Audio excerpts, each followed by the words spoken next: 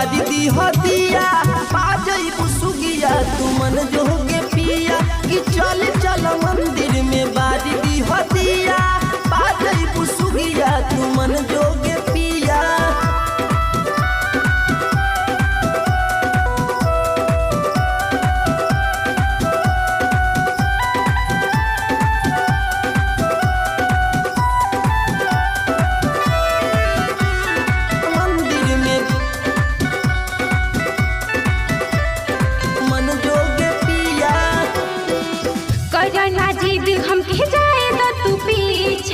पूरा कदी है तुहार सगरो इच्छा ऐसन बात बता और का करना जिद हम कह जाए तो तू पीछा पूरा कदी है तुहार सगरो इच्छा लगा है प्यास तूने पानी न लिया हर चल चलो कि चल चल मंदिर में बारी दी हदिया बाजई बुसुगनी तू मन जोगे पिया कि चल चल मंदिर में बारी दी हदिया बाजई बुसुगिया तू मन जोगे पिया। प्रेम से बोली तारा चंडी मैया की।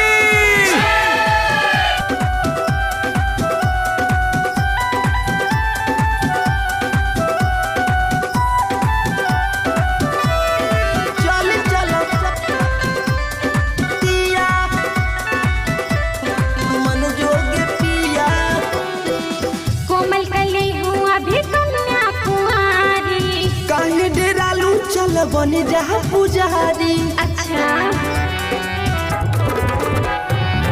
कोमल कली हूँ अभी कन्या कुंवारी काहे डेरालू चल बन जा पुजारी। ये संग में ही मोरी लाल जी को नहीं लिया हे चल चल कि चल चल मंदिर में बारी दी हदिया बाजई बबुनी तू मन जोगे पिया कि चल चल मंदिर में बारी दी हदिया बाजई बुसुगिया तू मन जोगे पिया।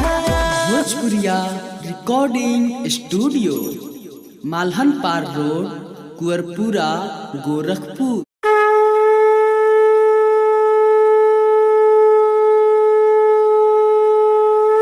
प्रेम से बोली तारा चंडी मैया की।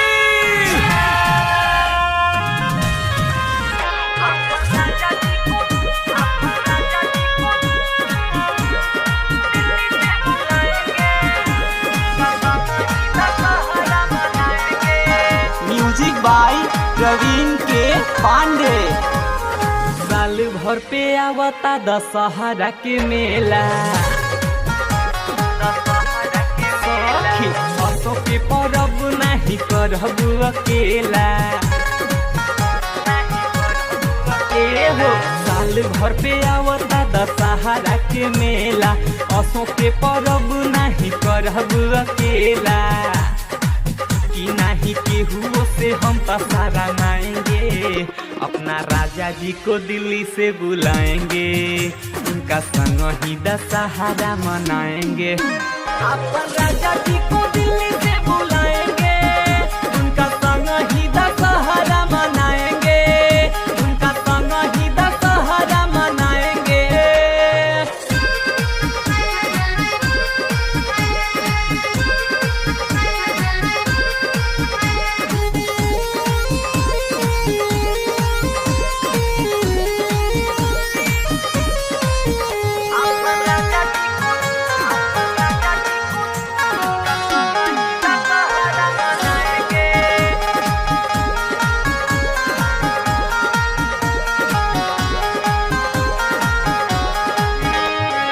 झूमेंगे नाचेंगे हम भक्ति मिजाज से मोरा परदेसी पियाएंगे जहाज से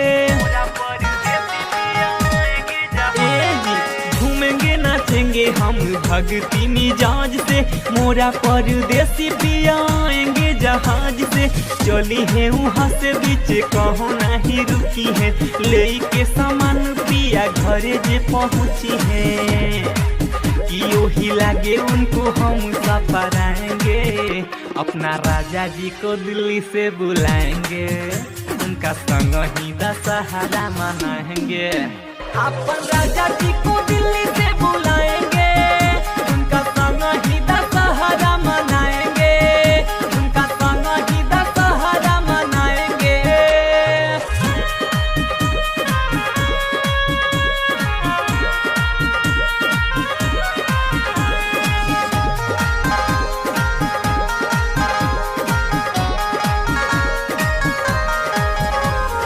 दुई गो देवर हमार परबिन विशाल हो, जाले देवरानी संगे सखी हर साल हो।